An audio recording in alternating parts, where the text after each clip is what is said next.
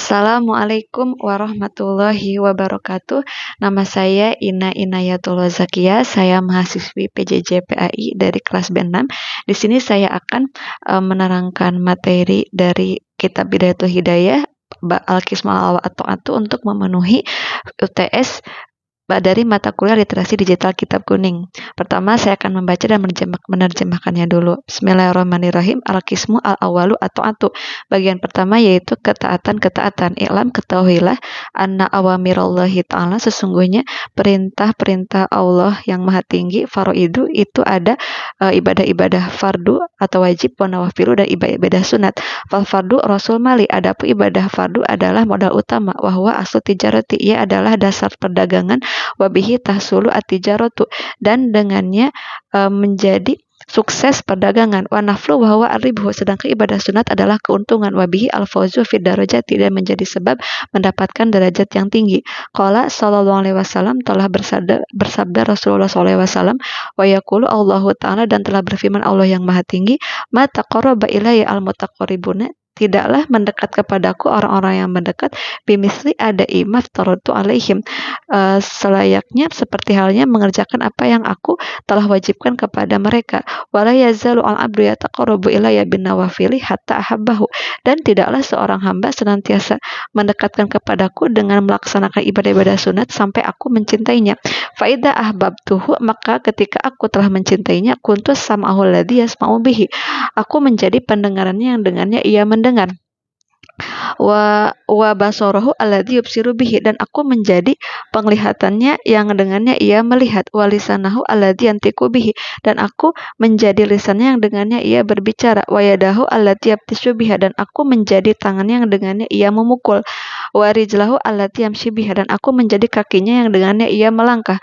Walan tasila, dan tidaklah engkau sampai, ayuhat tolibu, hai orang yang mencari akhirat, pencari akhirat, ilal qiyami bi awamirillahi ta'ala, dalam mengerjakan perintah-perintah Allah Ta'ala, ila bi muraqabati qalbika, kecuali dengan terus mengawasi hatimu, wajawarihika, dan juga anggota badanmu, fi lahadotika, pada setiap detikmu, wa anfasika, dan juga setiap napasmu, min hina tusbihu, dari semenjak pagi hari, ilahina tumsi, sampai sore hari. Falam, maka ketahuilah Allah, sesungguhnya Allah, mutoliun, itu yang melihat atau mengetahui, ala dhamirika, pada isi hatimu, wa meskipun, dan juga melihat atau mendekati, ala dhahirika, pada dhahirmu, wa batinika, dan juga batinmu, wa muhitun, dan melingkupi, bijami ilahadatika, pada setiap pandangan matamu, wa khotaratika, dan juga apa yang engkau katakan di hatimu atau pikiranmu, wa khotawatika, dan juga langkah-langkahmu, wa sairi sakanatika,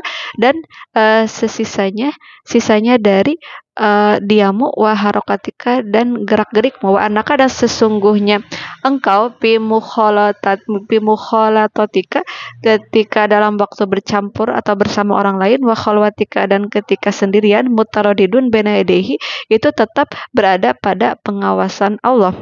Fala yaskunu, maka tidaklah diam, fil mulki, di kerajaan Tuhan, wal malakuti, dan malakut, siapa sakinun yang diam, wala yataharoku, dan tidaklah bergerak, siapa mutaharikun yang bergerak, ila wajabaru samawati wal ardi, kecuali Tuhan yang sang penguasa langit dan bumi, mutoliun, itu yang alaihi, itu yang mengetahuinya, ya'lamu, mengetahui Allah, khainata ayuni, pada pandangan-pandangan mata yang berkhianat, wa ma tukhfi as-suduru, dan juga apa yang tersembunyi dalam hati, wa ya'lamu, dan mengetahui Allah asirra, pada rahasia, wa akhfa, dan yang samar. Pata adab, maka jagalah tata kramamu, jagalah adabmu, ayuhal miskinu, hai orang yang malang, dohirun, secara dohir, wa batinan, secara batin, baina yadahi ta'ala, di hadapan Allah yang maha tinggi. Ta'adubal abdi, layaknya seperti menjaga adabnya seorang hamba, adzalili, yang hina, al-mudhib, yang berdosa, fi hadratil malakil jabari, di hadapan raja yang maha perkasa, wal qahari, dan maha mengalahkan, wajtahid, dan berusahalah engkau, alayaro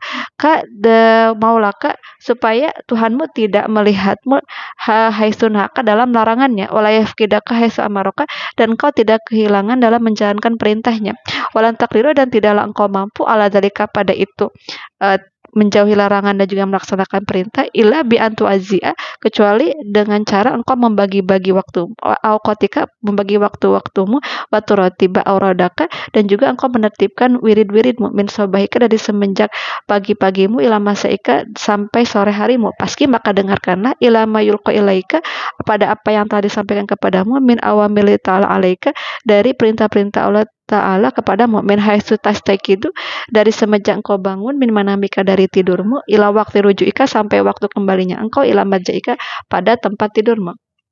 Jadi penjelasannya itu, teks ini membahas konsep ketaatan, bahwa ketaatan itu terbagi dua, ada fardu atau wajib, ada juga nawafil atau sunat. Nah, fardu itu disebutnya rasul mali atau modal utama. Maksudnya seseorang itu akan melaksanakan kewajiban, dianggap sudah melaksanakan kewajiban, insya Allah terhindar dari neraka, itu ketika melaksanakan fardu. Sedangkan sunat itu adalah ibadah untuk pelengkap penyempurna ibadah fardu dan juga untuk mendapatkan derajat yang lebih tinggi di akhirat. Makanya kalau orang melaksanakan sunat tapi tidak melaksanakan fardu, itu tetap akan berdosa. Nah, di sini juga dikatakan tentang muraqabah. Muraqabah itu mendekatkan diri dengan cara mengawasi diri kita, gerak-gerik kita, pikiran kita, hati kita, lisan kita, pandangan kita, entah itu diam kita, untuk tidak melakukan hal-hal yang dilarang oleh Allah, dan juga terus melaksanakan kewajiban dan hal-hal yang sunat untuk mendekatkan diri kepada Allah. Dalam hadis qudsi dikatakan bahwa ketika seseorang itu terus bermuraqabah kepada Allah dalam melaksanakan ibadah fardu kemudian dilanjutkan ibadah sunat, maka Allah akan mencintainya. Allah itu maksudnya akan membimbingnya dalam pandangannya, pendengarannya, lisannya, langkah kakinya, untuk tidak melakukan hal-hal yang dilarang, dan juga untuk terus mendekatkan diri kepada Allah.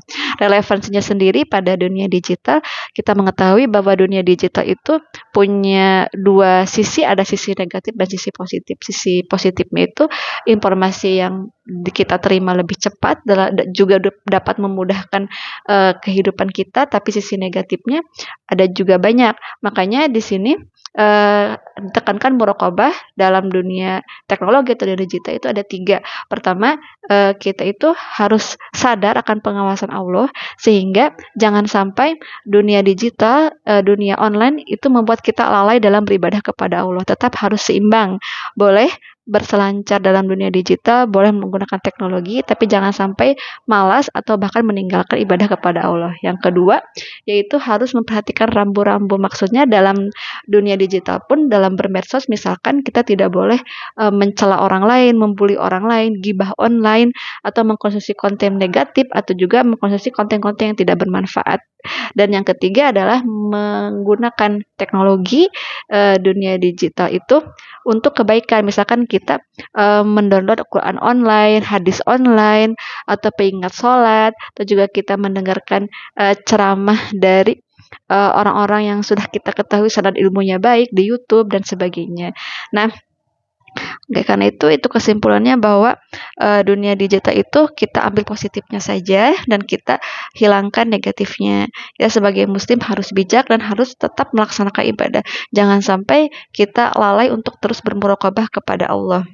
Nah, jadi harus seimbang antara kehidupan dunia dan juga kehidupan akhirat. Bahkan sebenarnya kita harus lebih mementingkan kehidupan akhirat. Harus tetap menjaga eksistensi kita sebagai hamba Allah. Sekian dari saya. Wassalamualaikum warahmatullahi wabarakatuh.